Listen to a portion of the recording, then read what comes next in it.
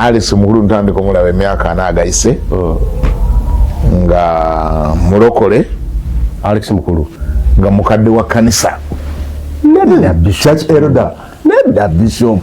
ogamba Alex Mukulu yagenze ntandika nga mu Pentecost ntandika omulaba nga mulokole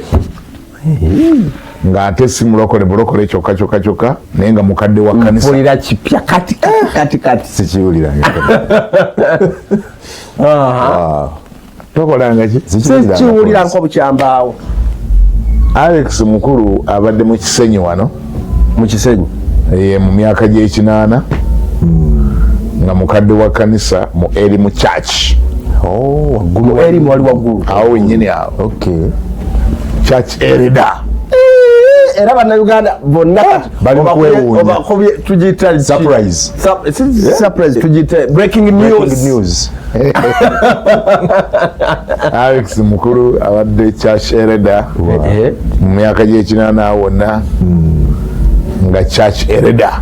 kadde wa kanisa Erimu Church Emengo Kisenyi. Yakuwaayo oba oli awo abaali naye kale abaali naye mu myaka egyo kati ekyo kikuyambe okulireetinga information gyenkuwadde oba ogiverifyinga wajja kuwayo waakiri omu gwomanyi abasavinga naye mubuweereza bonna abasavinga naye mu kiseera ekyo mu kanisa eyo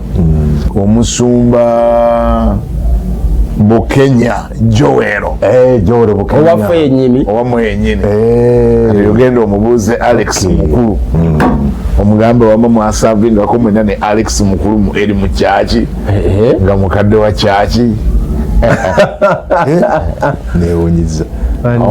omulabi Alex Mukulu nga musajja mulokole ebitsibu yali mulokole mukadde wa kanisa kati bigweredde simanyi bulungi oba abadde asabirawa oba abadde akyali mulokole nenze nkuwulidde ensooka omulaba myaka gya kinaana nga mukadde wa kanisa naddala mu 86 awo 87 Alex Mukulu nga mukadde wa kanisa mu Erimu Church. Genda obuze Bishop Joel Bukenya ajja kuwa information era bwoba ngeri gyoli munnamawulire mukubireko oli mukuŋŋaanya ebyafaayo by'omugenzi era ayinza notuwulira leero abaddewa ebyo bitegeerere naye yajja kuwulira ennaku ze baali bonna amujjukirako ki